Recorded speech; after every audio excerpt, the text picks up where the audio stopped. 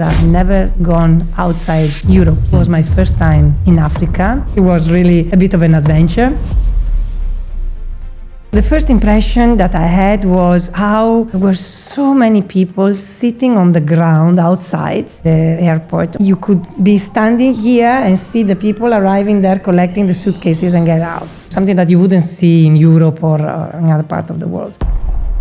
When I came to Ghana, the idea was to stay for 4 years. My husband was the project manager for the Reach Tower. And at that time, there was nothing in Reach other than the CD house and the total house. The rest was bush. There must have been a moment in your time here where you were thinking, maybe I want to go back. Well, if you look at Ghana in 1995 when I came and where we are today, there are so many opportunities in this country. Everything is so simple and you link with people with no problems, while in Europe or in Italy, it takes more time before you make friends, before somebody trusts you and so on. One of the biggest positives about Ghana are the Ghanaian people.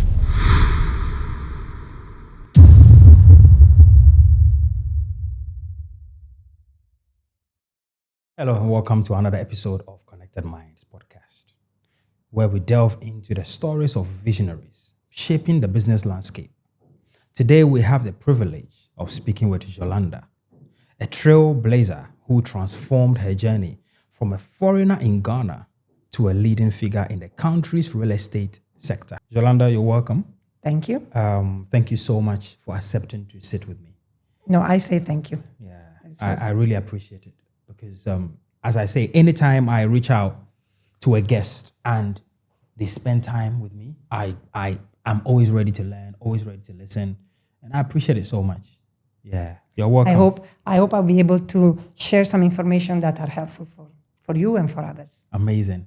So that post I saw on LinkedIn, Right, where they mentioned that you had been in Ghana for the past 30 years, and you didn't just, come to the country. You decided to also set up a business that support people to relocate as well. Yeah. And I thought that was beautiful. Take me through your story. Well, when we came, my husband and I and the children, at that time I was not working, of course, right? And my husband was born in Nigeria. He's Italian, but he was born in Nigeria, so Africa was already in the picture, and he had already worked in Ghana for a few years, between 87 to 89, and 85 to 89. And we decided, okay, let's go to Ghana. Let's hope that there are more opportunities there for us compared to what we have in a small village. It was a bit of a jump in the dark, can I call it like that? Because I've never gone outside Europe. It was my first time, in Africa, and with two little ones. Eduardo was 3 and Elisa was 6 months. So it was really a bit of an adventure. And when I came to Ghana, the idea was to stay for 4 years. My husband was the project manager for the Reach Tower, where now Fidelity Bank is. And at that time, there was nothing in Reach other than the CD house and the total house. The rest was bush on that side, where the Reach business district is. And so we came for that project thinking that we'll stay 4 years. But then Jimmy was asked to do another project, then go and work on a crusher for one of the mines in Bogoso. So from Accra, we moved to Tarkwa. And Accra was the civilized part of the world at that time, which was cannot be compared to how Accra is today. And that was, really more of an adventure because there was nothing, there was nobody. It was me and the children and my husband. My husband was working 12 to 18-hour shifts every day of the week because the crusher had to be completed within a certain date. But we always said that the family stays together. Where one goes, everybody goes. And that made us stronger as a family, right? And so that what brought us to Ghana, thinking we stay 4 years. But then one contract after the other, we stayed and we started rooting. So this is your concept about the family stays together. Right. And if one person moves, the others would have to follow. Yes. How did you come up with that? It's so beautiful. Well, first of all, I strongly believe in the family. And I think that when a couple is successful as a couple, you can achieve so much together, right? So, but a couple to be successful is not just the love that you have. In the beginning, everything is, a lot of passion and a lot of emotion. But then as you go through life, challenges come in and difficulties, other people interfere and so on. We always say, this is our family. This is what we have to build to grow together, to make sure that our children are the best extension of ourselves. And so that's one of the reasons why, and at that time we were not very popular. We didn't want to send our children to boarding school. We kept the children here up to university, all right? Because we believe, so the university, they went to the US, right? But they studied in Ghana. So when Eduardo finished his A-levels, he went to, he was admitted in several universities, but he chose the US. So we went to study in Providence at Brown University. And Lisa, same story, but she was admitted at the Savannah School of Art of Design in Georgia. And that's when we said the children now are ready to go. The education is not, in our opinion, education is not just what you get from the school. That's very important. But what you, as a parent, can give your children in terms of value, in terms of understanding what life is, how you see things is very important. And if you let the children leave too early, you'll not be able to give. This is our opinion. And I'm not saying ours is right, but that's how we believed. So we always wanted to be together. And for us, the father comes home in the evening, spends time with the children. Saturdays and Sundays are family time. Yes, there can be a birthday party, no problem, but for children to go with their friends. But always come back home. The family does something together during the weekend. So our spirit has always been to make sure that we as a family are very strong together. Right. And now that you make me go through this, maybe that's the reason why both my children came back from the US. So they went back, they went to school, they went to school, and then now they've come back. Eduardo worked for 4 years in the US. He had a very nice job. But then they came back to Ghana, both of them. So Eduardo works with us in the company, and Elisa has a family and she has her own business. So that's amazing. I'm blessed. Maybe you don't believe, but I have children here and grandchildren. So the grandchildren are also in Accra. So I am blessed. You are certainly blessed. Yeah. If I take you back to when you first came in, the kids were going to school in Accra. Yeah. Then you had to move to Tarkwa. Right. Not quite. So we went to Tarkwa when Eduardo was 5, turning 5. So that year he couldn't go to kindergarten. They were still in the kindergarten year. He was still in kindergarten in Accra when we moved to Tarkwa. And Elisa was still not going because she was too little. And so in that period, I was teaching the children Italian. And then I had so much time. There was nobody to meet, nobody to play with. So I was the teacher, the one who was playing with them and so on. In Tarkwa, we were living in the manganese mine guest house. It's a huge, call it estate, scattered houses here and there. But most of the people living there were either bachelors or, husband and wife, but of a different generation. So there was no way really to connect for the children. So I was everything for them. So that's when I spent my time to start teaching them Italian. I actually teach them Italian through, they did the exam in Italy for class 5, which is, like from here is from 6 in GIS, class 5 in Italy. So with that one, if we had to go back to Italy and they had to resume and to start schooling in Italy, they could resume from Form 7, for instance, imagine, which for us is prima media. Yeah. Jolanda, the standard of living. What was the impression when you first came in? Yeah. I always have a funny story about that because when we landed in Accra, the airport was not what we have now. The airport, you could be standing here and see the people arriving there, collecting the suitcases and get out. So it was a very small airport, and the belt where your suitcases were coming was just by the entrance, and then you walk out. And so the first impression that I had was how there were so many people sitting on the ground outside the airport, all these alagi probably changing. But at that time, I didn't know they were the alagis and so on. So that was my first impression, something that you wouldn't see in Europe or in other part of the world. And then when I was taken to the house, I remember the compound was dark. And there was this very strong noise, and I asked my husband, "What is this going on here?" I was, around the house there was a gutter and a drain, and the frogs. There were so many frogs. I arrived. I believe it was raining season because it was the 30th of April in 1995, and I remember these frogs. I said, "Don't worry, they are just frogs." Anyway, these croak, the whole night. I still remember them. So the standard of life was different, right? In the sense that at that time, Ghana was Accra, not Ghana, was way simpler than it is now. In the sense that, it was a simple life. You didn't have so many expectations. Now you have so much for entertainment, restaurants, all what you want in Accra you can get. At that time, there was nothing.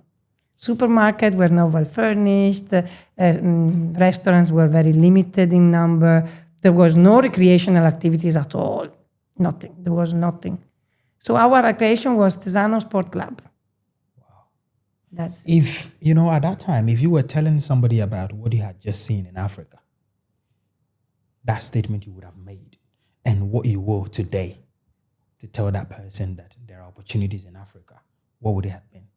At that time and now? So, now the opportunities were also at that time for sure, but probably it would have taken a longer time to succeed, maybe because still, 30 years ago, the economic situation and maybe wasn't so promising. It's not promising here as well. We are not in the best of times, but on the other side, when you look around, you see people are spending, you see things are happening. So what would have been my, I don't know how to answer to this. So pick up the phone and talk to me. Right. The first month of moving to Ghana. Right. So maybe at that time I was young, number one. Okay. And no. Can I start again? Yeah, go on, of course. At that time, I was younger and less wise. Right. And I was a mother. So I didn't see things from a business perspective. Right? So, but maybe because of my family situation when I was young, when I was living with my parents, I adapt very easily to things. I don't see the challenge itself. I see the solution to the challenge. And when I was saying that life in Ghana at that time was much simpler, I really mean it. Very basic. For instance, I came in my house. We were brought by the company, and nothing was missing, but it was very basic. Right. Now, when an expat comes to Ghana, the expectations are way higher. The quality of life has changed, and the expectation have changed. So to answer to you, I would have not been able to give to someone the feedback of, if you come to Ghana, there are these opportunities. Right. But I'm in Ghana, I'm happy here. The weather is always nice. The people are so friendly, and everything is so simple, and you clink with people with no problems. While in Europe or in Italy, it takes more time before you make friends, before somebody trusts you, and so on. So, and I think one of the biggest positives about Ghana are the Ghanaian people. That's what stays with you. All right, talk to me about that. So Ghanaians are very friendly from the start. You don't feel they are, you have to be trying to make friends. They are open. Like you here, we have been able to immediately establish a connection. It's not to the same level with everybody, but it is common. Right. The second thing I say, generally, despite hardship, Ghanaians are happy people. And I want to give you an example. If you go to Europe, or I use Italy as an example because I'm Italian, right? And we are known to be very open, very passionate, very friendly. Things that have changed anyway, and people have changed in the past 30 years, in my opinion. But you don't have that level of confidence, or that level of friendship that you can feel. Not friendship, I always say easy to connect. It's not easy to connect. And people tend to be mostly grumpy. Okay. And I always use this example when I see a grumpy face and say, what are you complaining about? If you are in Ghana, what a good number of Ghanaians go through, you can't imagine. And that's why they are looking at other opportunities, in other countries. And I use the example of those are the traffic lights. Maybe on the skateboards or on the wheelchair, that they come up to you and they still smile at you. Yes. Right? And they always try to have a word with you. So, oh, madam, how are you today? And how are the children? How is the Forget about that. You will not get it somewhere else. So it's within the Ghanaian, to be, to welcome you, to establish a connection with you, to make you feel good. Maybe not everybody, but that's how I see the Ghanaians. So and I think in general, it's a commonly spread feeling that's how Ghanaians are. So I think that's what the first impression I would say to someone about Ghana. Okay. And then the second thing, the weather. The third thing I would say, the mango. They are so sweet. So yeah. But now it's about, and I always say it. If you look at Ghana in 1995 when I came, and where we are today, and that's how we started the conversation earlier, there are so many opportunities in this country. Okay. Look at how, of the growth in the past 10 years, how many things have happened, I'm not saying the economy is fantastic. Yes, it's difficult, there are a lot of issues, but people are trying to make things happen here. And so much, you are an example. Right? So many things that people don't even know are available in Ghana. Yeah. Right? And the health system has improved. Okay, let's also put it this way. Not for everyone. Not everything is accessible to everyone. But I think at all levels, things have improved. At all levels? At all levels. So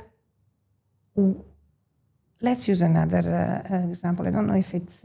yes, I want to use this example. When I came to Ghana, public transport was the majority on the roads. Okay. Right, the famous trotro with the wooden writing, the writing on the wooden how do you say, back, or the small vans. That was the majority, and taxi, the yellow. Remember the yellow and brown taxis? Yeah. Right? Yellow and brown. Yeah. I've seen pictures of those.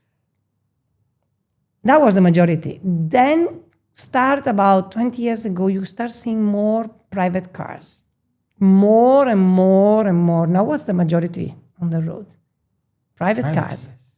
So a Ghanaian first will get a car, then gets a house. And that's what's happening, because everybody has a car and everybody's trying to build something, to have their own place. So that's a sign of growth. So at all levels. So those, let's say that we have a huge young population, right, in Ghana. Yep. And there is a lot of unemployment, but you have no idea the potential of that. Because outside in the Western world, we have a huge old population. We need the young population. So now how to combine that? how to get the young population to be able to get opportunities. And there are opportunities for those people also from Ghana, because now there is more interest in tech-savvy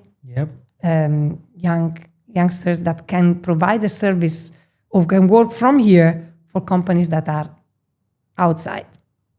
You know, you speak very well about us Ghanaians. This question is, do you think you are treated slightly different because you're Obroni compared to maybe the regular Ghanaian, the native Ghanaian, or the Ghanaian Boga? So you see what I'm trying to say? Yes, I see what you're trying to say. Well, it is possible, but I want to say also that a lot of Obroni, they feel the same. And that's why either they stay or they ask to be sent back at the end of the post. I know a lot of them. So it is possible. It is possible that among yourselves, or among Ghanaians among themselves, are not maybe, but I don't believe so. No, I see don't in think the so. office among the staff, even when I'm not part of conversations, how things work. There is always somebody with a different personality. That's normal. But in general, that's the nature. Yeah. Let me stop you here for a minute. If you've been watching this show, I want you to subscribe and become part of the family. We are on a journey of changing the lives of people on this channel. And we appreciate you for being here. But if you haven't become part of the family, connect with us. Hit the subscribe button. Now let's carry on the conversation. There must have been a moment in your time here, being a parent as well, with young kids, where you were thinking, maybe I want to go back. Well, it's true. There have been times where I thought I was going to go back, because at a certain times maybe the children need a better education, or maybe when they go to university. But life made it in a different way, because when children were in school, I was working at the British High Commission. And at that time, I was locally engaged, because, of course, I'm Italian, so they wouldn't like me as from the Foreign Office, right?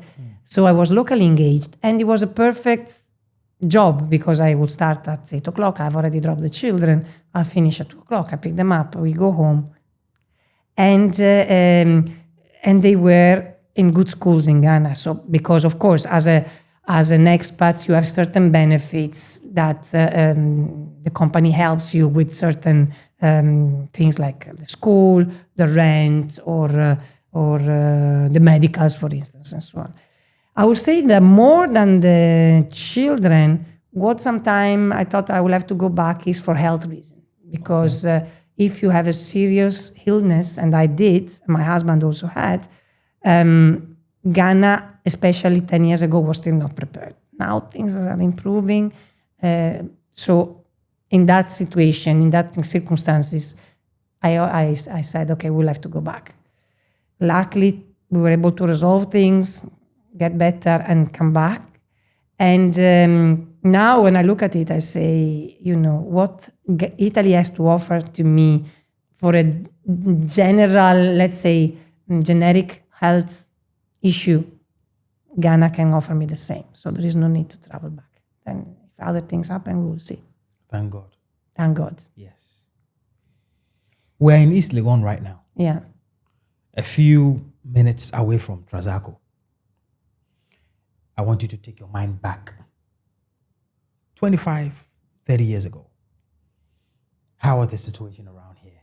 Just give me a vivid imagination of how these areas were. So I actually lived in Trazaco.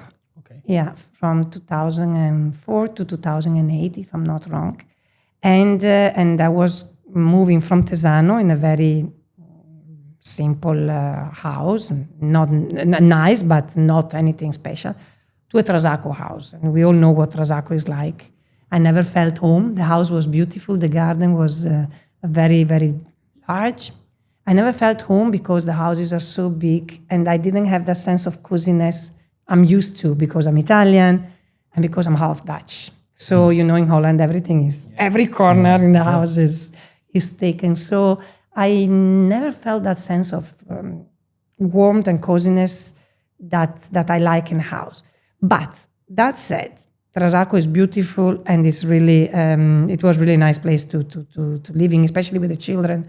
They could go out and, around with a bicycle or go for a walk or walk the dogs. But from Trasaco, coming to Accra, there was nothing. The road was bad. And I remember when we started hearing that the Accra Mall, the ANC Mall will open. Wow, we will have a supermarket close by. Only then you realize that the supermarket is not a walking distance.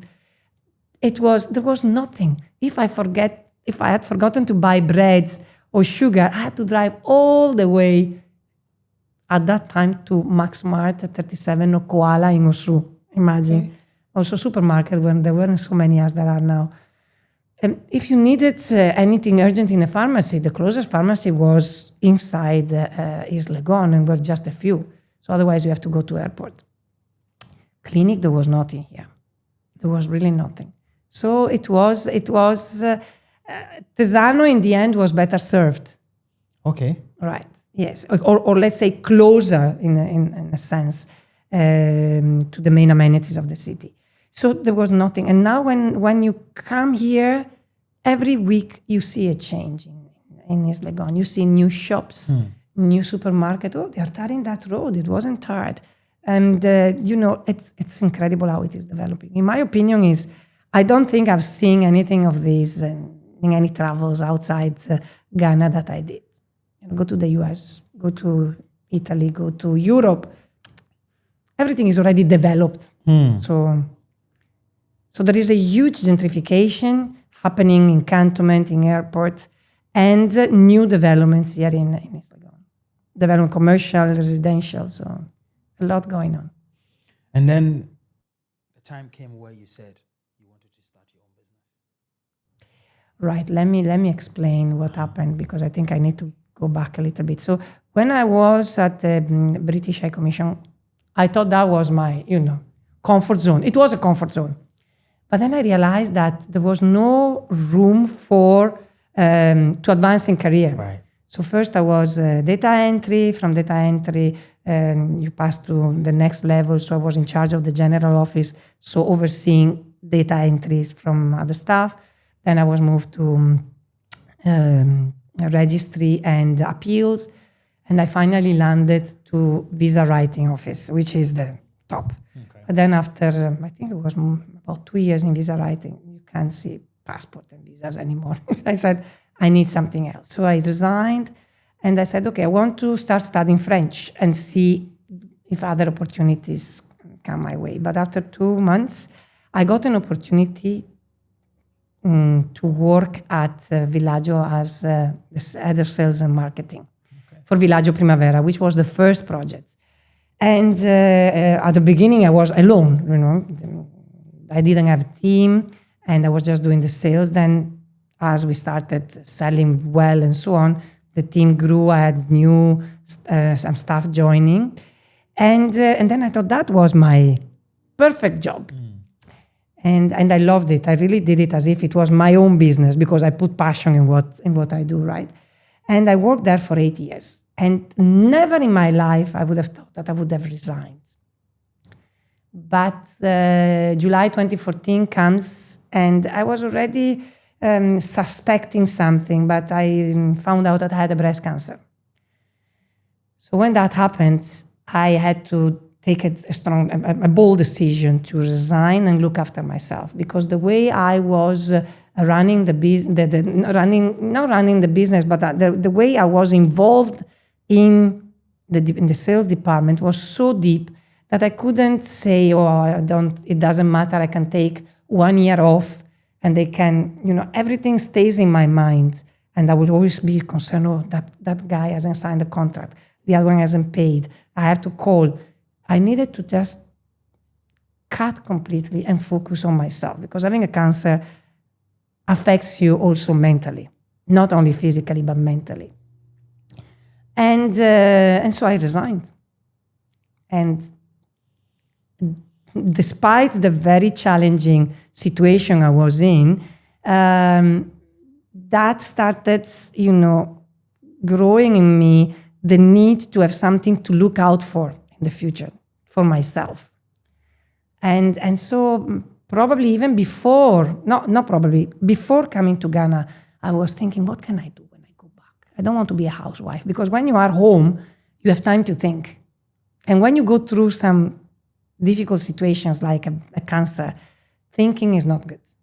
Thinking about it is not good. Right. So I needed something that gave me, a reason every morning to wake up and be busy. And life brought two things to my way. One was looking for, setting up a small business, a part-time job, so I have time for myself, time for the family, but I can still be busy. So I was thinking about, what do? I didn't know yet until I came here. And the other thing is a bit more shocking at that time, but it was the biggest blessing. My daughter came to me and she says, I was just home from the hospital and says, I think I'm pregnant. I thought that was a shock. So initially it was not easy to digest. But then I realized because somebody helped me realize, right? That was a blessing. So I had two things to look out for. Karim, who was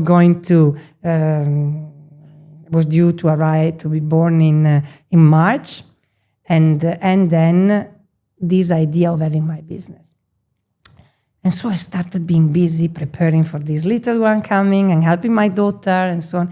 And I came back to Ghana in November, then I went back, and then I was back in Italy.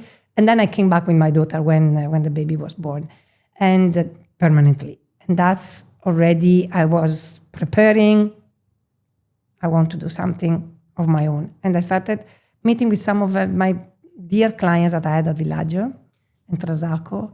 And I said, but in your opinion, what can I do? Because of course I consulted my husband and we already had a plan, but I wanted somebody to confirm that I was going the right direction. And they were saying, no, do that because that's what you're good at. And I'm sure you will succeed. So I started Akakapa as a small letting agency, just helping expats find a home in Ghana and settle, right? And I had already a few properties through these landlords and clients that I had initially, and others then joined. And so the passion was to help these people make Ghana feel like home. Right. And probably I managed to do that because I always have this, enthusiasm about Ghana, about how things are here. There are a lot of challenges. I'm not saying that everything is easy. Challenges across, staff, adapting to the weather can be a challenge for people and so on. But in general, I see the positive side, and that's what I bring to the table.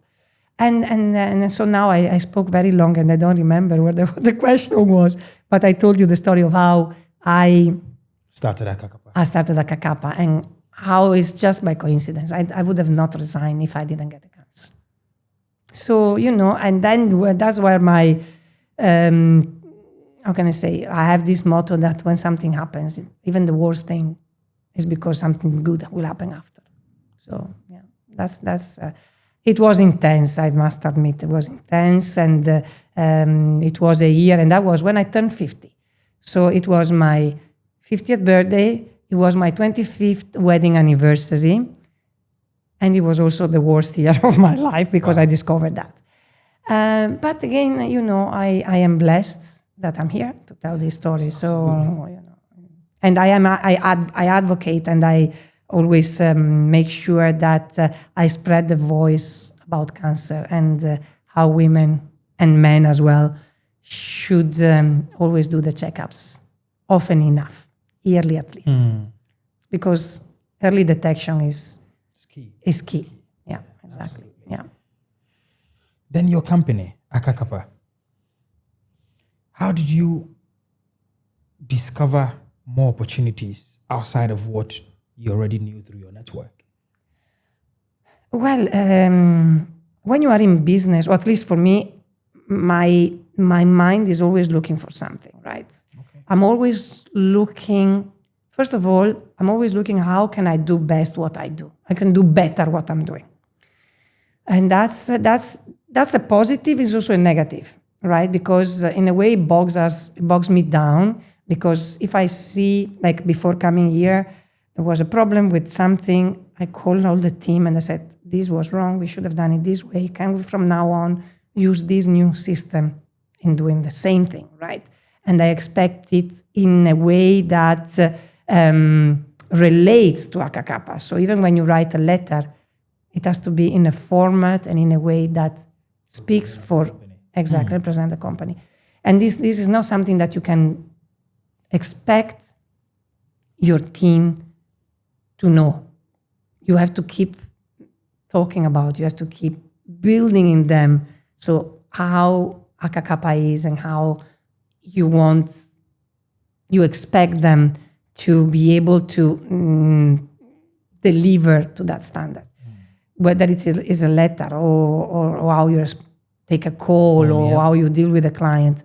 No, there is a level of expectation our clients have. And it's a level of expectation that I built. So in the end, it's my fault because when I deal with you as a client, I put all my best in, right? And because it's my business. And I think it has also to do because of the way I am. So I try to be.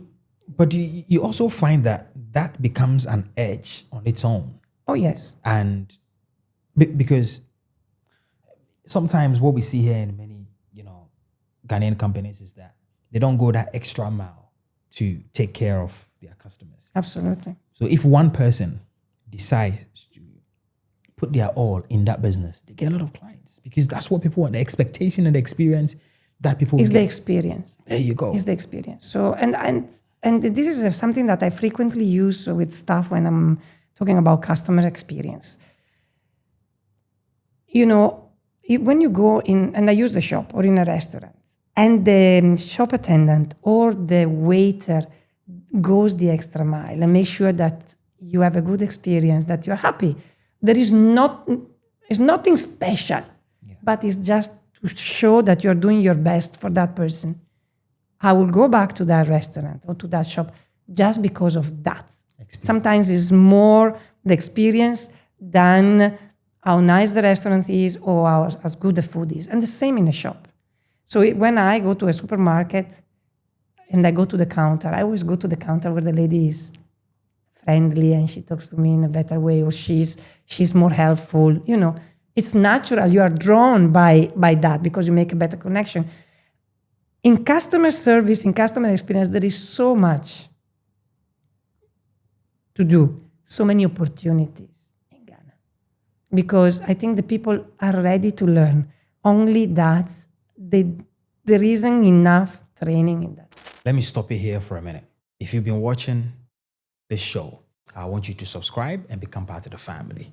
We are on a journey of changing the lives of people on this channel. And we appreciate you for being here. But if you haven't become part of the family, connect with us. Hit the subscribe button. Now let's carry on the conversation. What are you doing differently from what I'm supposed to do for my company? So I can learn. Right. So, first of all, are you referring to customer care or in general? Customer care. Though we will want to say, I trained you to do this and now you know how to do it, you have to handle it yourself. You have to keep training, you have to keep monitoring, you have to keep insisting. And the reason is,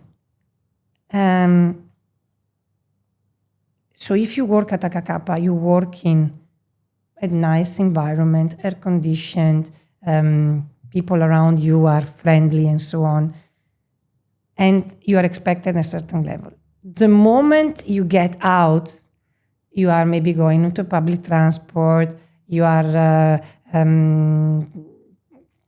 going to the market, so your standard of expectation drop, isn't it? If you are in a public transport, you don't expect air condition.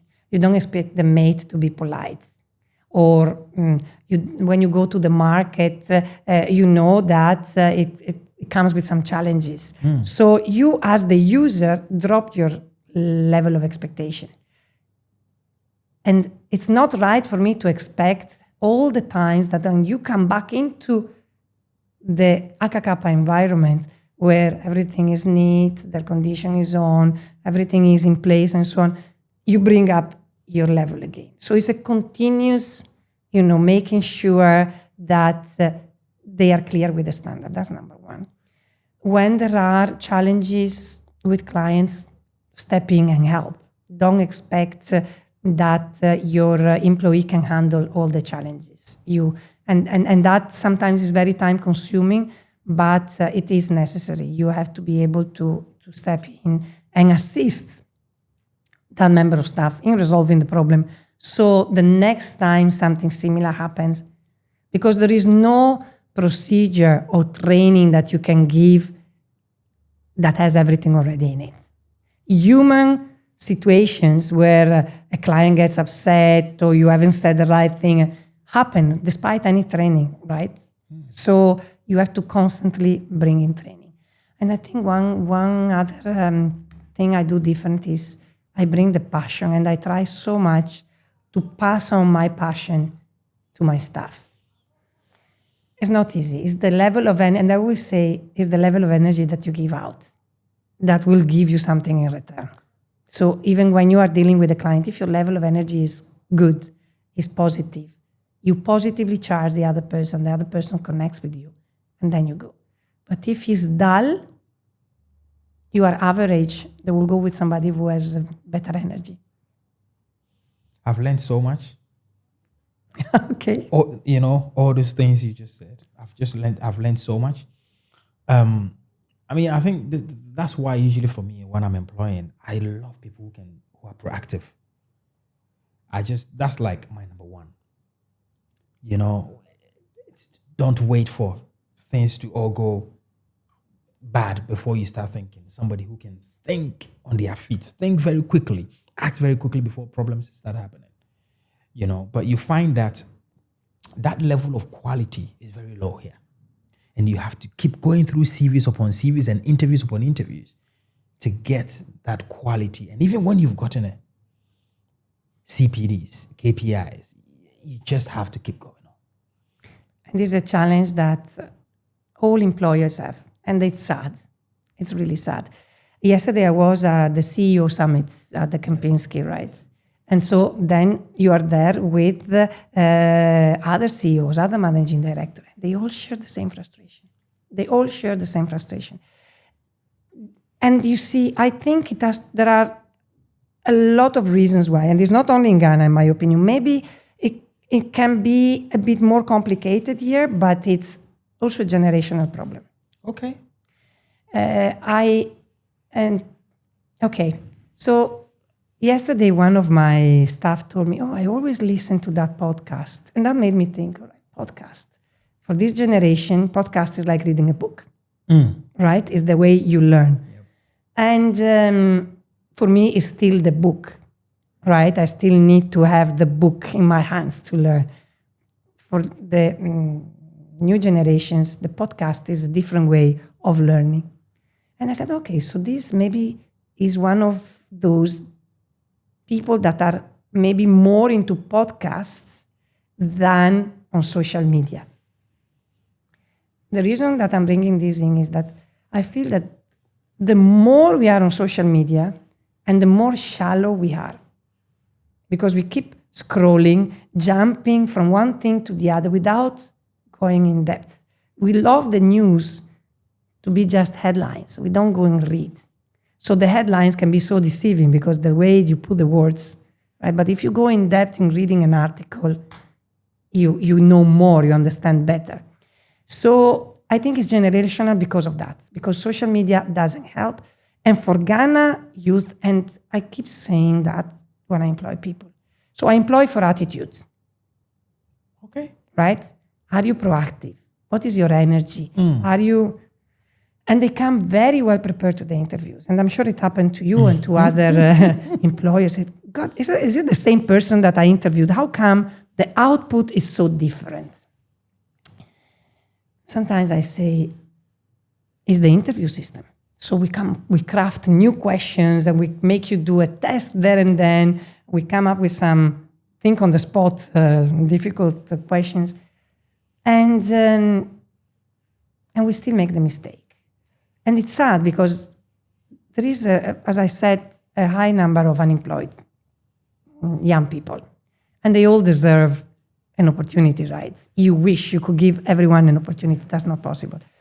And then when you realize that you made a mistake or that the person is not what you had expected, you have invested in that person because you have to give 3 months training before you're able to establish, it's not working, right?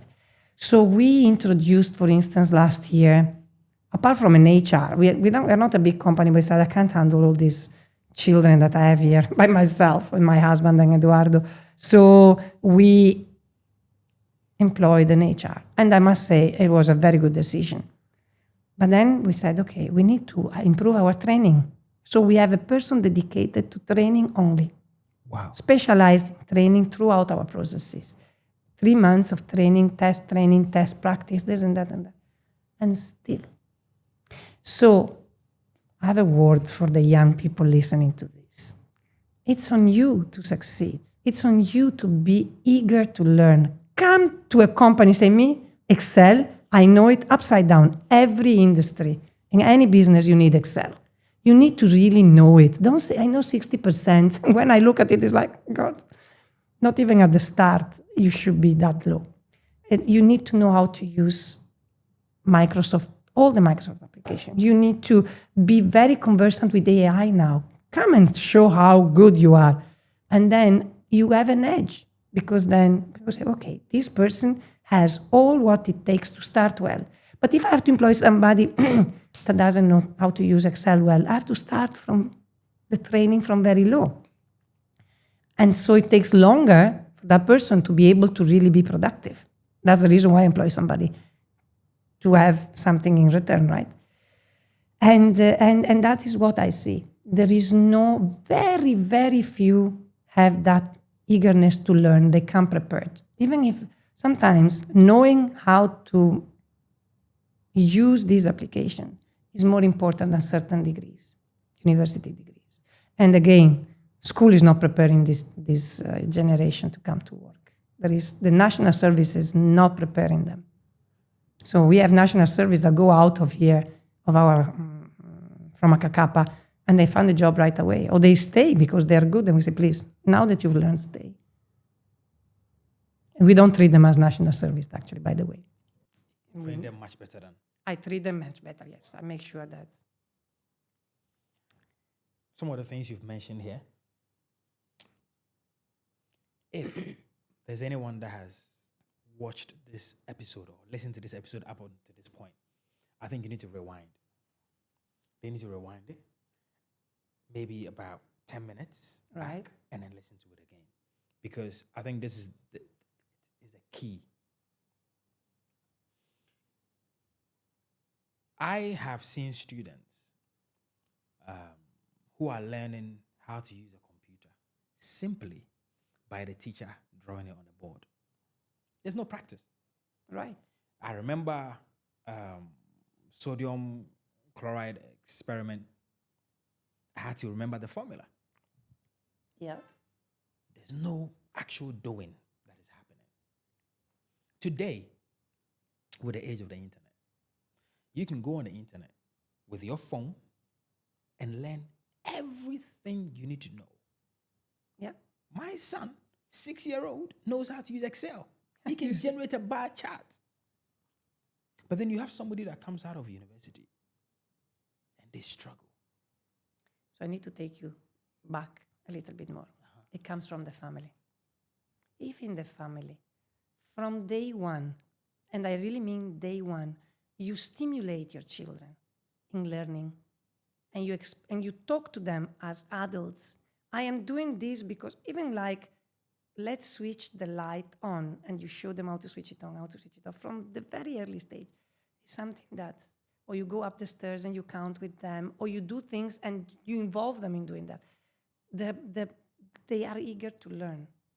But if you keep telling your children, go in the other room, this is the room for the adults, what are they learning?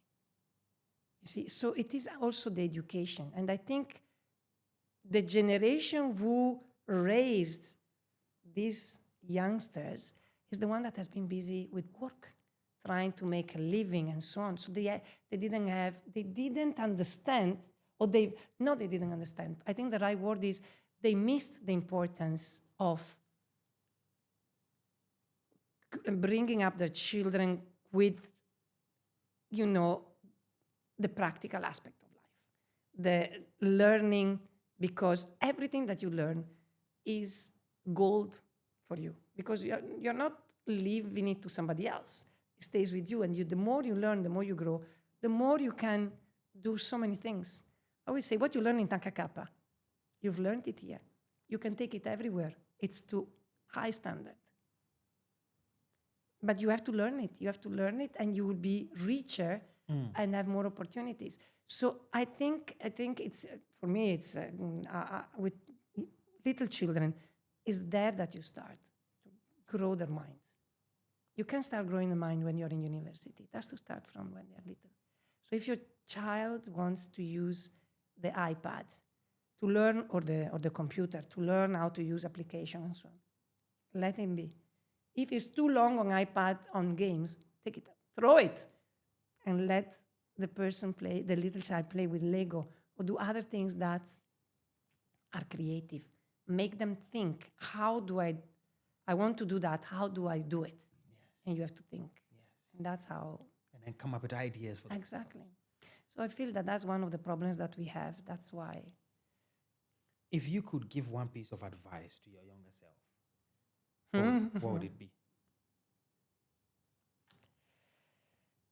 Well, so again, we go back to our parents, right? If I could give a piece of advice, I would say I should have left home earlier. I left home quite early, but not early enough. And I should have imposed myself to my father. My father was an Italian, old-fashioned Italian macho, so he is the boss in the family. He knows what is right for you. And my passion was to study medicine, become a pediatrician. I always loved children, and I thought that's what I want to do. And if I had done that, maybe I would have not come to Ghana, and things would have been different. But in Ghana, I would have made a good living because it's a profession, but not only in Ghana, anywhere. And so my father would not allow my mom to speak Dutch in the family, so I didn't speak a second language at home. While my children Eduardo speaks 4 languages, and Elisa speaks 3, including 3. So, which I have to admit, I don't speak. Very bad. But I ended up working in only English-speaking environments, and it was not... Anyway, so I would say, to the youngest myself, impose yourself. If you know that that's your passion, really fight for it. And if I have to give the same advice to parents, let your children do what their passion is. Don't tell them, oh, I'm a lawyer, you should be a lawyer, or I'm a doctor, you should be a doctor. Let them follow the passion. They will do much better in life. I love that statement. I love it.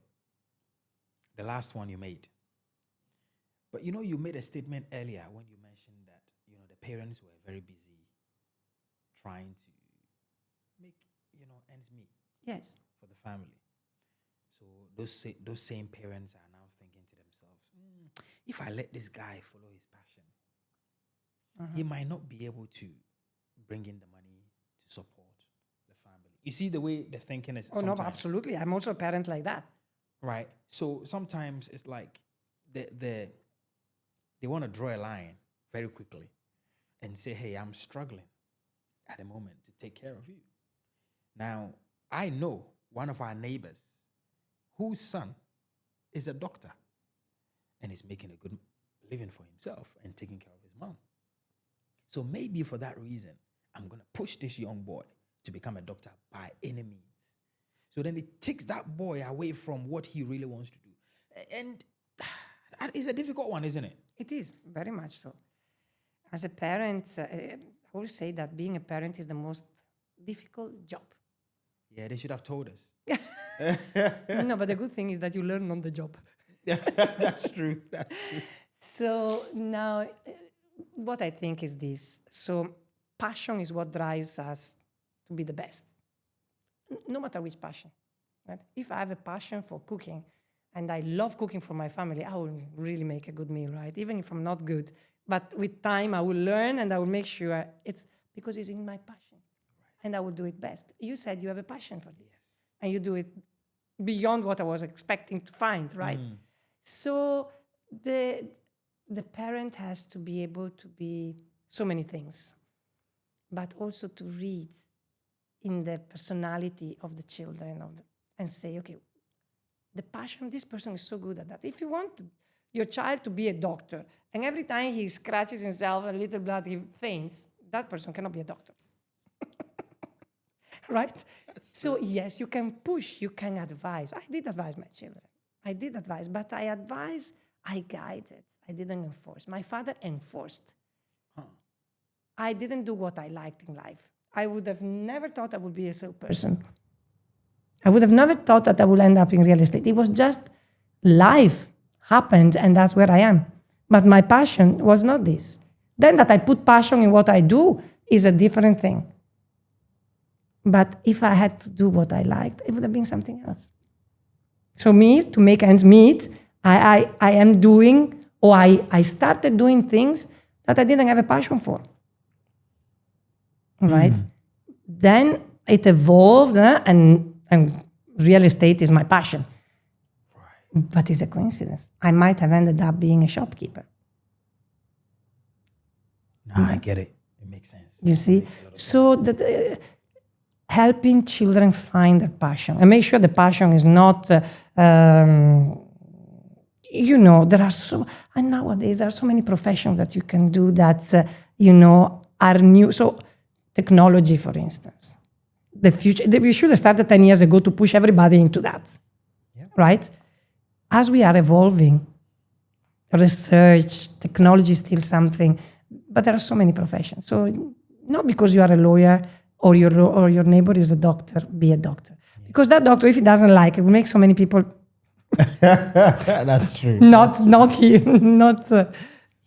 survive. Jolanda, is there any question that I could have asked you today that I didn't, that we can still talk about?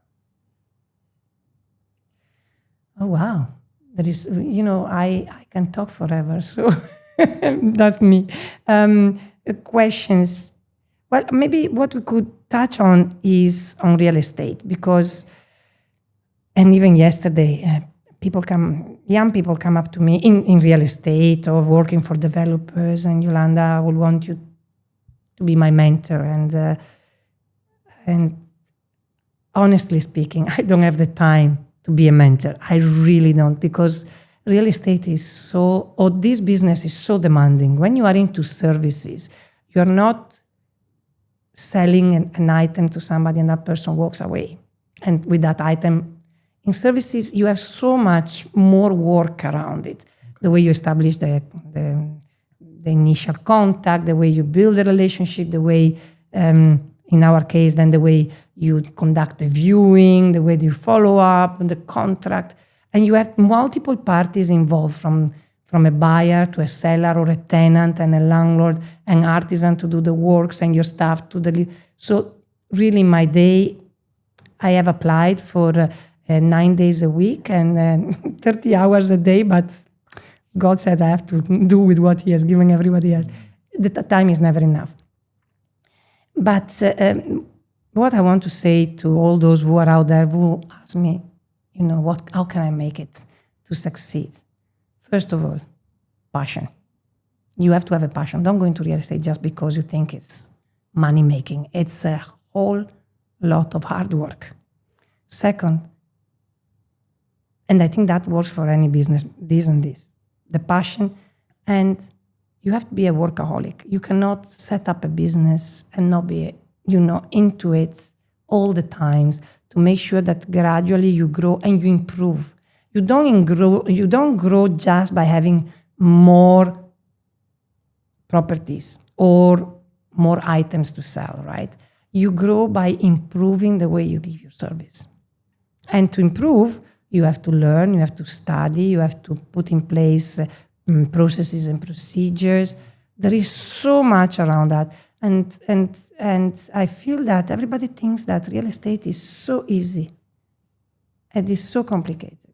And in Ghana, it's even more complicated because of all we know the challenges and, ensuring ownership, quality of construction, which is not always guaranteed. Though now we see that, the skyline is changing, there are beautiful buildings coming up, and definitely the standard is raising, I would say, but there is still a lot of, wrongdoing on the market. Right. So that's what I would say. Those who want to venture in real estate, they should do it right.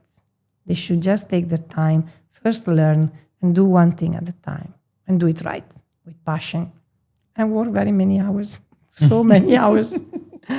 So, yeah. Amazing. And now there are 3 favorite questions that we ask on this podcast, usually in the end. Right. But before I ask those questions, on the 29th of August at the British Council, we're doing our first Connected Minds live event.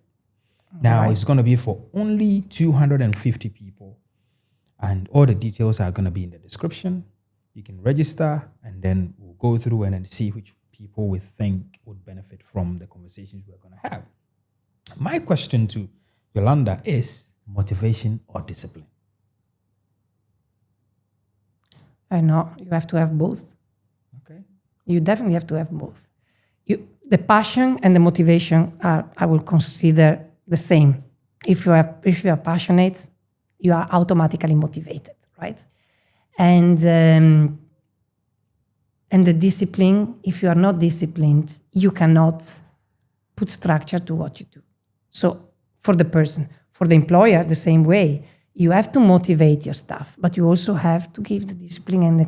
And by discipline, I mean the procedure, the process, the roadmap that takes that person to perform the task from here to there. But I can give you all the discipline that I have, but if you're not motivated, you will not do it.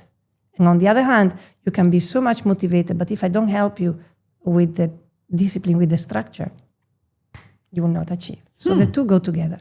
Amazing.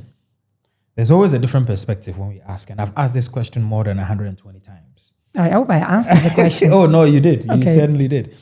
Now, is the best advice you've ever received? Right. 3. Okay. The first one will be, you should marry that man. So when I met my husband, I want to be short because this is a long story, but when I met my husband, I met him on, it was really a coincidence, in Milan. He was coming from Ghana. I was coming from the eastern part of Italy at a birthday. I didn't know anybody there. I just I knew somebody, only one person. He had a few friends there. So we met at this birthday. And it was the 7th of June. And tack, right? In that way, it was really chemistry at the first encounter. And then for a week, I didn't see him. We only spoke on phone. My mother-in-law always said, the biggest telephone bill I've ever seen in my life. And then when we met the second time, we met in his village. And not really in his village. I was in charge of that area, so I went for some sales meeting and so on. And then he took me to his family and says, we are getting married. Like that, I swear, like that. And we are getting married at the end of the year. And of course, I had agreed and so on. But then I rewinded a little bit. I said, maybe I should ask for some advice. And I couldn't. I was not in good terms, as you can imagine, with my father. So I had another person who was my mentor. Unfortunately, he passed away. And I took Jimmy to him and said, So before I realized, this mentor took Jimmy on the side and started talking. I could see the two of them really talking deeply. I said, oh God. And then they come out from the room and he says, you should really marry that young man. And I listened, right? So if I had an hesitation after the first, let's say, decision. And that was the best advice in my life, right? Wow. So we are now married 30 years with Jimmy, and we are blessed. No, I'm lying. I've been in Ghana 30 years, but I'm married 35 years. Sorry. Okay. 36 this year. And so that was the first best advice, I would say. The second best advice was, and this comes from Jimmy, do something for yourself. If you want to set up your small company, go for it. You will do so well, and we will grow the companies and so on. So these are the best two advices on life. I would have not done the second one without the first one. I love it. You know, whenever the advice is about marriage, I love it. And I usually feel like, let me turn off the cameras and turn off the audios, and then so that I can carry on listening to the advice, right? Because 35 years of marriage, that's a lot of experience, a lot we can learn from. Go back to passion, motivation, and discipline. It also works in marriage. In the marriage, and teamwork. And it's never always perfect. But if you team together, you will resolve the problems. Love it. The last question we have is recommend a book that our viewers, listeners can also read. Can you pause and let me check? Well, first of all, I read in Italian, and I don't read in English, I read in Italian. Okay. And I read so many books that I wouldn't be able to a book about what? The question. About improvement, self-improvement, business, mindset, success. And also because the titles are in Italian, so I will give you. Right. Now, but I wouldn't use one book alone. For me, and I'm so hungry to always, when I have a question now, ChatGPT is my best. So while Jolanda is getting us a book, have a look at this image. Those of you that did not see this image on LinkedIn, this is an image of her and the kids, right? Eduardo, yeah. And Elisa. Yeah, beautiful. We're going to try and then put this on the introduction as well. It's just beautiful. Thank you. Yeah. My husband took that picture. And that's where we were simple, right? Yes, yeah. I wouldn't be able to give you one book in particular. Okay. No, I wouldn't be able to give a book in particular. But I think if I have to say self-improvement, now there is so much about self-improvement. Okay. During COVID, for instance, is when I discovered YouTube for self-development. Yep. I mean, it's like a never-ending resource of, but you need to also find what works for you. Because there are certain books you start and you say, this is not what works for me. It's like sports. You may like golf, yep. And if I play golf, I'll beat you because I don't have the patience for this ball to go into the hole. My son plays golf. He's been playing golf since the age of 9. Okay. He's always at Achimota, and that's his passion. For me, it's tennis. And I don't play anymore, but so it's not one book in particular that you can recommend, but reading, no scrolling is what I recommend. It's important. Yeah. Right. Yeah. I'd like to say thank you so much once again for your time. You've shared so much. I've learned so much, and I know these awesome people are going to learn too. I really appreciate, and okay, it was not something that you prepare for, right? It's something, yes, maybe you have an idea of which questions are coming your way, but I like the fact that it's a natural thing, that you don't have to rehearse and come here with prepared questions, like when you are having a video, one of these real estate videos that I hate. So thank you very much. I am honored that I've been invited to this, and I hope I've been helpful to somebody. You certainly have. Thank you. Thank you so much. Thank you. Now, my name is Derek Abaite. And like I always say, if you made it to the end, I want you to leave a comment below and let me know that you're one of those people. Stay connected. I'm out.